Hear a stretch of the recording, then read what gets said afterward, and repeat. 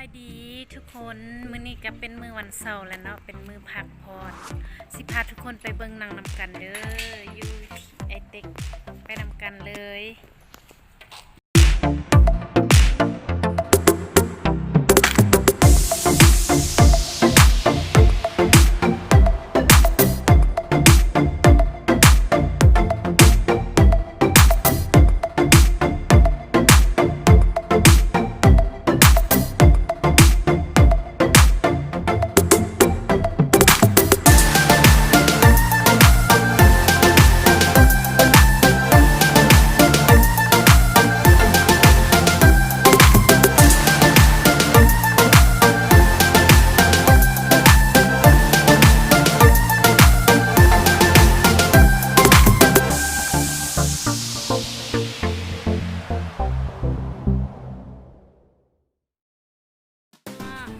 ตอนนี้ฮอตไปเที่ยวหน่อยแล้วพาไปเที่ยวเอาไปแล้วไม่สิถ่ายย่างไป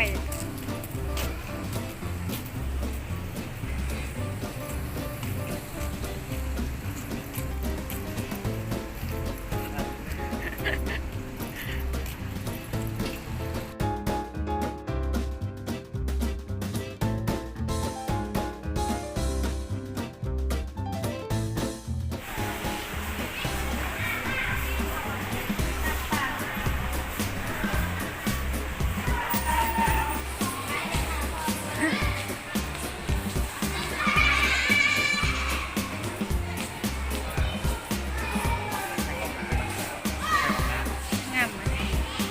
เป็นน่าสุด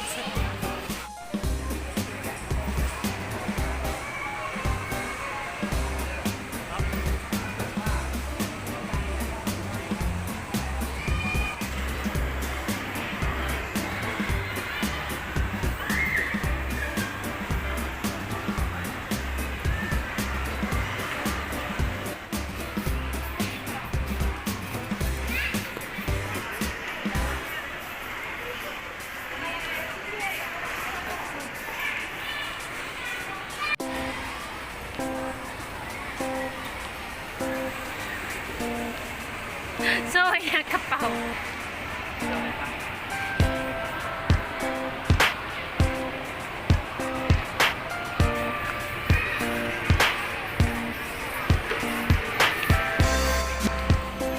ขึ้นห้องขึ้นนั่งไปเบิ่งหนังเด้เล่นอะไรไหม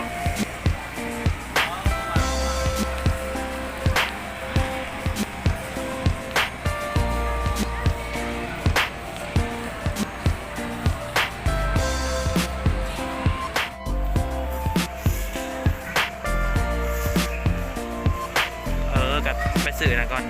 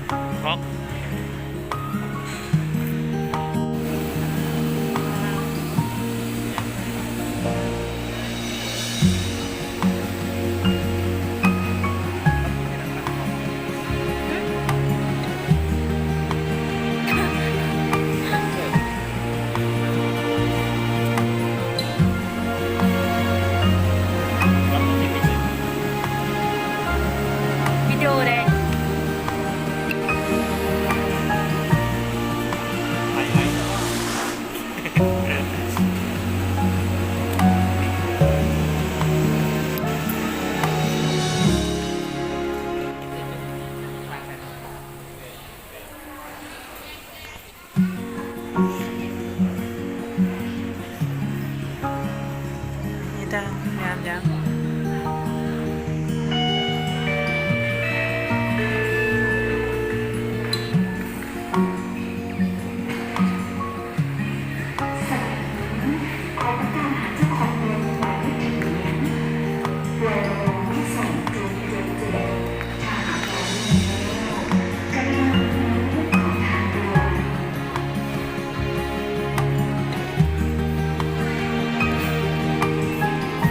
ขอบใจ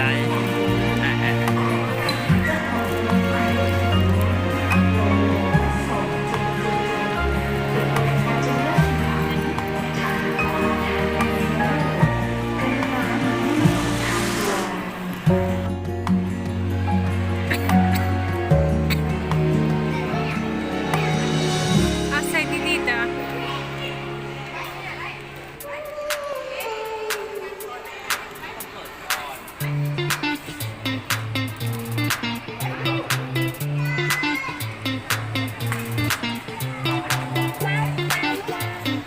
ไป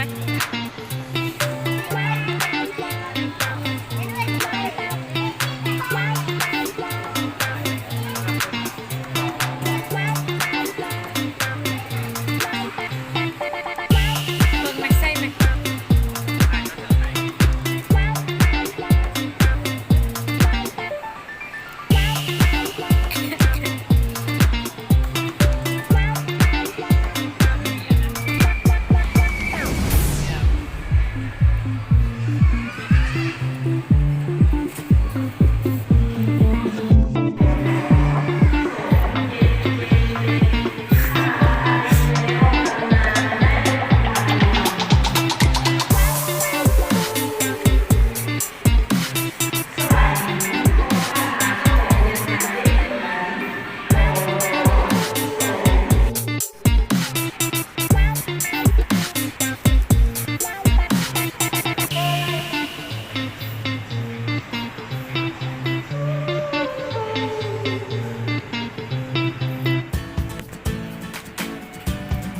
แสงมันจกตาเอาไป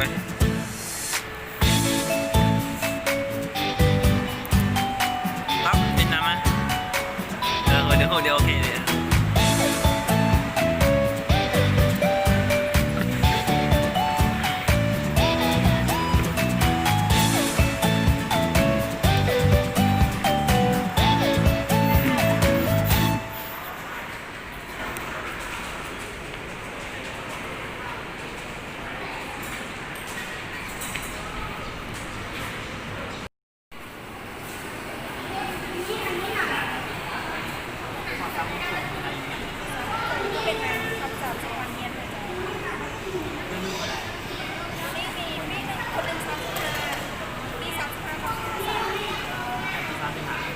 เอา2อีกเลย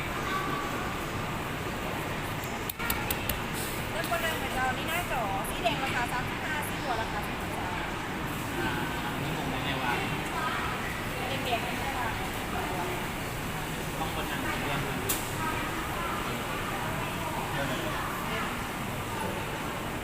ถ้าเป็นคำศัพท์สะพานเฮียนถ้าเวลา3 โมงครึ่ง2ก็นางโมเป็น70 นาที ด้วย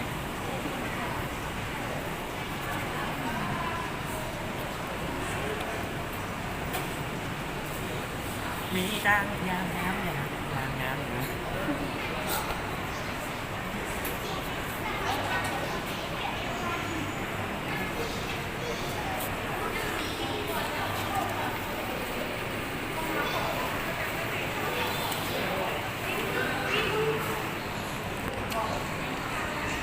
3:30วะนั่งมันเก่าเต็มแล้ววะ